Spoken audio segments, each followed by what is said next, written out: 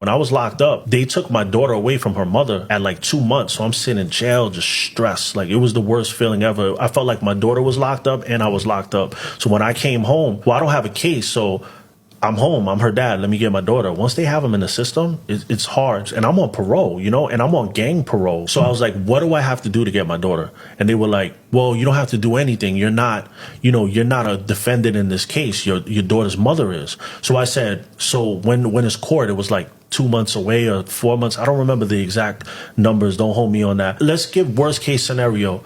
What would I have to do if I go to court and they said, be in a drug program, get a parenting class, whatever. I did everything on my own. I didn't wait for them to tell me. So I did everything. I go up to court.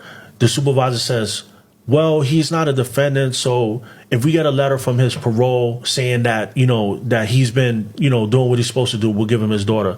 So we were going into lunch. I told my lawyer, I was like, I'm going to go for it. I'm going to take a cab to my parole office, and I'm going to get a letter from my parole officer. I went over there. He wasn't there. I asked the supervisor to speak to the supervisor. I told the supervisor, I said, listen, I could get my daughter right now if I just get a letter saying that I've been compliant and I haven't gotten in any trouble.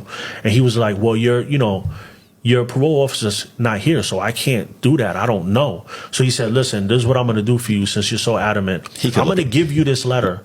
Yeah. But he said, if you did anything, even a little bit, came high one time, I'm going to violate you. You're going to go up north. So do you really want this letter? I was like, I want this letter. So I jump back in the cab. I go to court. The lawyer for ACS says, he doesn't need to do programs or anything, but we just want to know that everything's okay with his parole, and they were going to push it longer and make a big case out of it.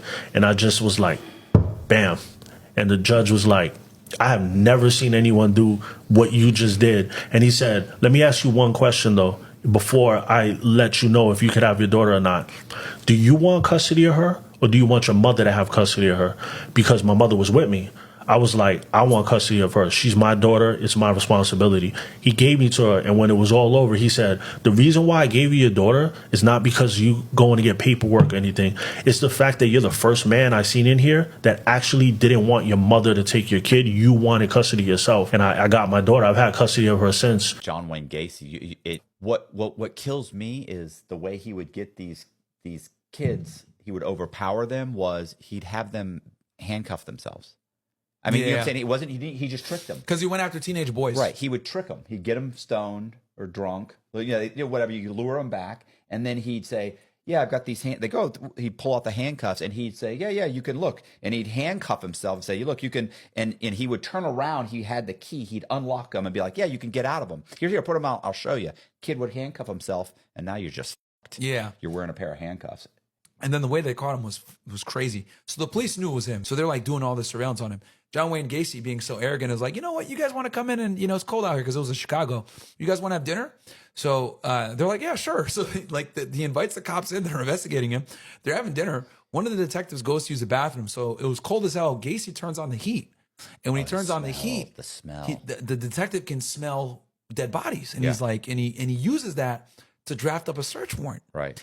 And they find like 20 to 30 bodies under his house. If you go in with a note on a bank robbery and it says, give me the money and nobody will get hurt, you're probably looking at doing 3 years. And then let's say she's not moving very fast. And the guy goes, back up, back up, back up. And he reaches over and grabs the drawer and dumps the drawer.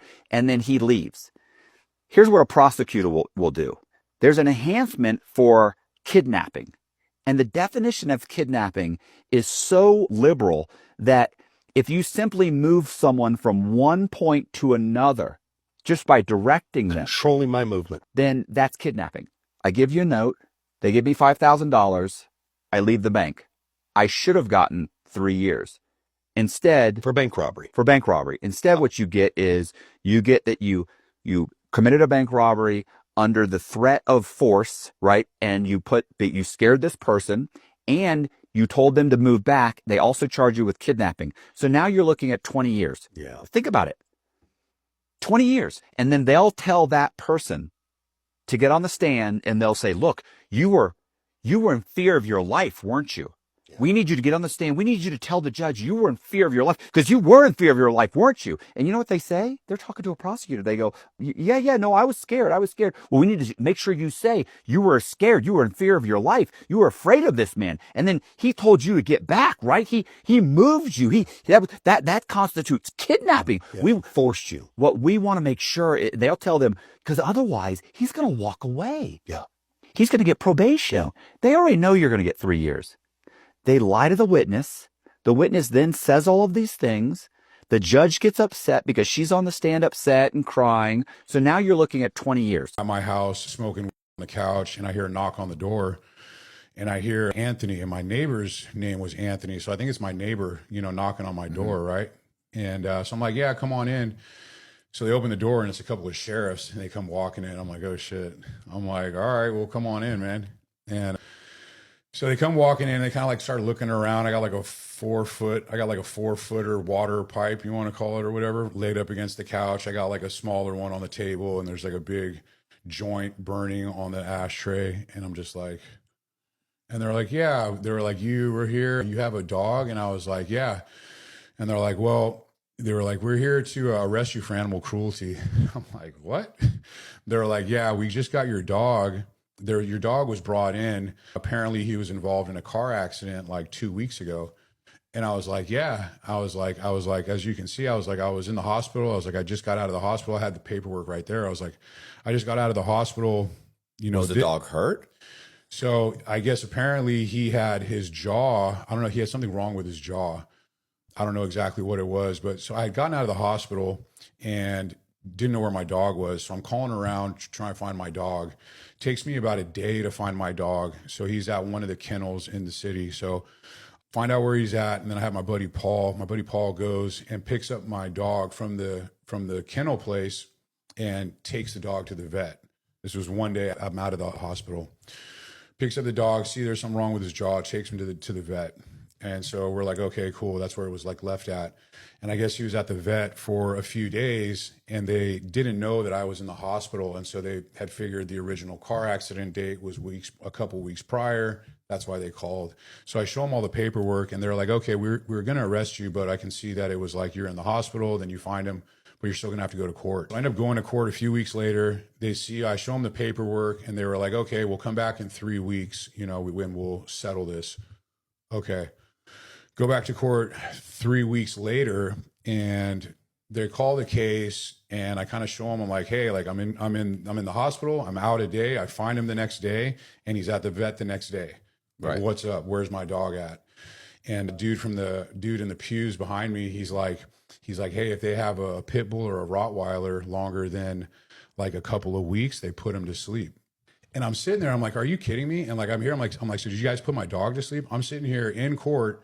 I'm sitting here fighting my case, and before I can prove that I'm innocent, you guys are going to put my dog to sleep? Right. I was like, how hypocritical is that, man? Like, what's wrong with your guys' system? I start talking shit to the judge, and he starts banging his gavel. He's like, get out of here before I hold you in contempt. Da, da, da, da. I just started letting him have it, man. But my buddy that was there kind of helped remove me from the courtroom. Where was the dog? They put the dog to sleep. I borrow $1.3 million on both these houses. I refinanced this one house over and over again. As I was refinancing it, one of the title companies called the original title company to get the original HUD. The HUD I had given them showed that I paid cash. They get the original HUD. It shows there's a mortgage. So they know the document I gave them was false. So they end up calling Washington Mutual. They tell Washington Mutual who had the first mortgage on it. Now, keep in mind, by this point, they've also done a search. Washington Mutual knows that they're in second position. They know there's a mortgage ahead of them. Gary Sullivan's phone rings. I'm in Charlotte, North Carolina. The phone rings and he's like, hey, this is whatever, Todd, I'm a lawyer with Washington Mutual. I'm like, yeah, Todd, what's up? He's like, we were contacted by this title company. They discovered our loan on the property. There's another mortgage in front of ours, and we're supposed to be in first position. This is an issue. So I'm wondering how this happened and what we're going to do about it. I said, you haven't contacted anybody, the authorities yet, have you? And he goes, no, not yet, but that's my next call unless we can figure something out. I said, you know what, Todd? I'm going to go right now. I'm going to talk to my lawyer, which was in South Carolina. Let me call him. I'm going to call you back. I can pay you back. I said, if I pay you back, this doesn't need to go any further, does it? He goes, you can pay me back. It doesn't have to go any further. I said, give me an hour. Driving all the way back there. Called my corporate lawyer, here because they'd opened up a corporation where I was laundering money through opening bank account. I call him and he says, okay, listen, he said, my partner is a criminal defense attorney.